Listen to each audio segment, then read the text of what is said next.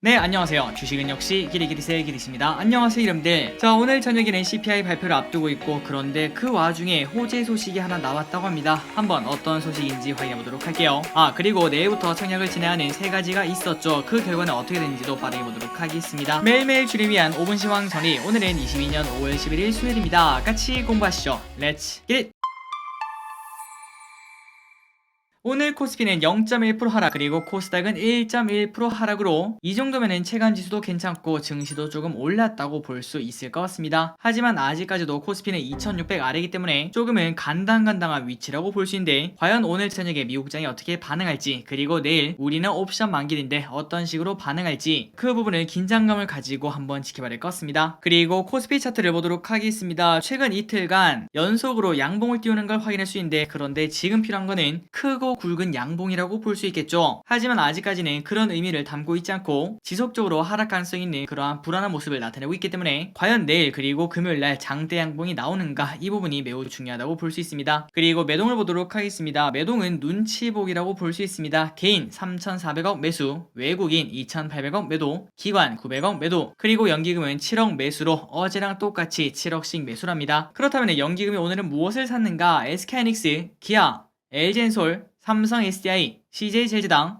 이렇게 5가지를 크게 매수하는 걸 볼 수 있고요. 그리고 최근 들어 위기업들을 연기금이 지속적으로 매수하는 걸 확인할 수 있습니다. 우리는 당연히 공부를 해봐야겠죠. 시가총액 상위 종목은 반반이었습니다. 그런데 그 와중에 카카오, LG화학, 기아, 이 세 개 종목이 2% 넘게 상승하면서 오늘 좋은 흐름을 나타냈습니다. 그리고 코스피 선물은 조금 안 좋았습니다. 외국인의 2천억대 매도를 보여줬습니다. 하지만 시간이 흐르면 흐를수록 외국인의 매수가 조금씩 보였기 때문에 긍정적인 면을 조금은 찾을 수 있을 것 같습니다. 오늘의 증시 포인트를 보도록 하겠습니다. 일단 오늘 저녁 CPI가 발표가 됩니다. 그놈의 CPI 도대체 어떻게 나오는지 한번 봐야 될 것 같고요. 그리고 그 와중에 호재 소식이 나왔다고 하는데, 바로 인플레 쫓기는 바이든이 중국 보복 관세를 인하한다, 이러한 소식이 나왔다고 합니다. 물론 아직까지는 검토 중이라고 하는데 이로 인해 인플레도 살짝 잡을 수 있고, 그리고 중국 입장에서는 매우 좋다고 볼 수 있겠죠. 그렇기 때문에 오늘 중국 증시가 좋은 흐름을 나타냈습니다. 다만 환율은 아직도 위에 있습니다. 1275.5원. 그리고 아시아 증시는 전체적으로 좋았습니다. 니케이 0.2% 상승, 상해 종합 1.1% 상승, 항생 1.4% 상승, 그리고 어제 소폭 상승한 미국 선물 오늘 또 상승하고 있습니다. 0.8% 상승 중. 최근 들어 변동성이 진짜 커서 힘든 흐름을 나타내는데, 과연 오늘 저녁 기대를 해봐야 될 것 같습니다. 그리고 장이 안 좋으니까 명언 한번 보도록 하겠습니다. 피터 린치가 이렇게 말했죠. 사람들이 부동산에서 돈을 벌고 주식에서는 돈을 잃는 이유가 있다. 실제로도 그렇습니다. 우리 주변에 주식으로 부자된 사람은 없습니다. 그런데 찾아보면은 부동산으로 부자된 사람들은 많죠. 그렇다면 그 이유가 뭔가 봤더니, 그들은 집을 선택하는 데는 몇 달을 투자해서 여기서 살까 아니면 저기서 살까, 그리고 위치를 정했으면 거기서 이제 또 몇 층, 그 다음에 얼마에 살까, 이런 것들을 계속 고민하는데, 하지만 주식 종목 선정은 그냥 뉴스 하나 보고 매수하는 그러한 말도 안 되는 일을 한다는 거겠죠. 그렇기 때문에 당연히 주식에서는 돈을 잃을 수밖에 없고, 그리고 플러스 저 개인적인 생각으로는 부동산 같은 경우에는 우리가 만약에 물린다고 하더라도 팔 수가 없겠죠. 지금 당장 내가 살고 있기 때문에 강제로 존버라는 걸 하게 되는데, 하지만 주식 같은 경우는 이게 매도하기가 너무 쉽기 때문에 조금만 멘탈이 흔들려도 그냥 매도라고 결국 그 하락을 견디지 못하면은 다음에 따라오는 그 상승 또한 챙기지 못한다고 볼 수 있겠죠. 그러한 이유 때문에 주식의 수익률이 당연히 낮지 않나, 이렇게 볼 수 있습니다.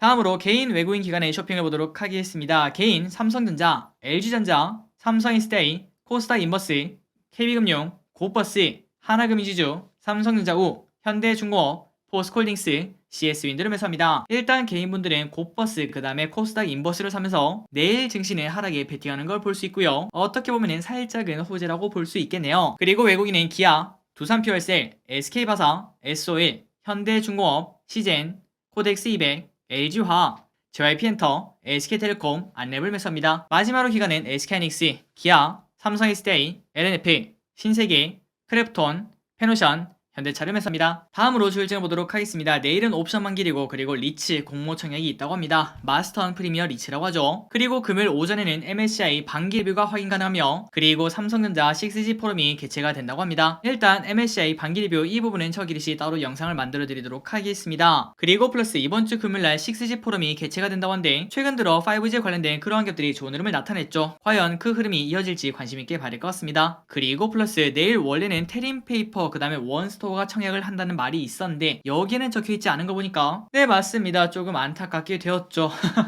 둘 다 상장 철회를 했다고 합니다. 어제 기사를 보니까 기관 투자자 수요 예측이 100대 1도 채 안 나왔다는 소식이 있더라고요. 말 그대로 폭망을 했다는 소리고 그리고 그 결과 공모가를 엄청나게 낮춰야 된다는 소리인데 그런데 그거는 결국 하기 싫었나 봅니다. 그래서 내일 진행할 예정이었던 원스토어 테린페이퍼는 상장 철회가 되었고 이제 내일부터 진행하는 마스턴 프리미어 리츠 여기에 자금이 많이 쏠릴 거라고 볼 수 있습니다. 다음으로 오늘의 키워드를 보도록 하겠습니다. 해운, 바이오, 수소, 해운 관련주가 오늘 좋았습니다. 태웅 로직스 상한가 도착, 보통주 한 주당 신주 한 주 배정 무상 증자를 진행한다고 합니다. 그리고 대한해운 10% 상승, 페노션 7% 상승으로 둘 다 유의미한 상승을 오랜만에 했는데요. 이렇게 상승한 이유는 BDI 운임지수 올해 최고치를 기록을 했다고 합니다. 3개월 만에 2배 가까이 상승을 했다고 해서 다시 한 번 더 주가 상승을 기대할 수 있다고 하는데 한번 기분들 공부해보시면 좋을 것 같습니다. 그리고 TK케미칼 4% 상승, HMM 3.6% 상승. 다음으로 바이오가 좋았습니다. 박셀바이오의 가남대상 일상 결과가 국제학술지에 게재가 채택되었다는 소식에 박셀바이오 19% 상승, ABL바이오 5.8% 상승, 인트론바이오 9.7% 상승, NK맥스 5.7% 상승. 이런 식으로 오랜만에 바이오가 좋은 흐름을 나타냈습니다. 다음으로 수소 관련주가 좋았습니다. 최근 들어 슬금슬금 올라가는 그런 흐름 나타내고 있죠. 민간 수소기업 협의체 코리아 H2 비즈니스 서밋 펀드 조성 예정 소식에 두산퓨얼셀 7% 상승, S퓨얼셀 4% 상승. 그리고 업계에서는 국내 수소기업들의 신사업 진출에 속도가 붙을 것이라는 전망이 제기가 된다고 합니다. 그리고 얼마 전에 수소법에 관련된 소식이 나온 거 거기에 따라서도 이렇게 올랐다고 볼 수 있겠죠. 그리고 개별 종목을 보도록 하겠습니다. 최근 들어 좋은 흐름을 나타냅니다. 지속적으로 연기금이 사는 걸 우리가 확인했었죠. 기아 최근 몇 개월간 최고가를 써내려간 걸 볼 수 있습니다. 오늘 2.3% 상승, 현대차 1.3% 상승. 그리고 제지 관련주 또 올라갑니다. 영풍제지 매각전 흥행에 주가를 급등했다는 소식입니다. 20% 상승. 그리고 무림 SP 5.4% 상승, 깨끗한 나라 5% 상승. 미국 종이 대란 소식이 여전하다. 이러한 이야기에 주가가 올랐습니다. 그리고 사료 관련주가 오늘 상승했습니다. 러시아 전쟁 장기화 준비 소식에 사료 등 관련주가 부과했다고 볼 수 있고요. 한탑 9% 상승, 대한제당 7% 상승. 하지만 얼마 전에 거래량 실린 음봉이 둘 다 나왔었기 때문에 투자한 데는 조금 유의를 해야 되지 않나 이렇게 볼 수 있습니다. 그리고 디지털 자산 관련주인 비덴트 지속적으로 하락하고 있습니다. 비트코인이 3만 달러가 붕괴되었다. 이러한 소식에 하락을 피하지 못했겠죠.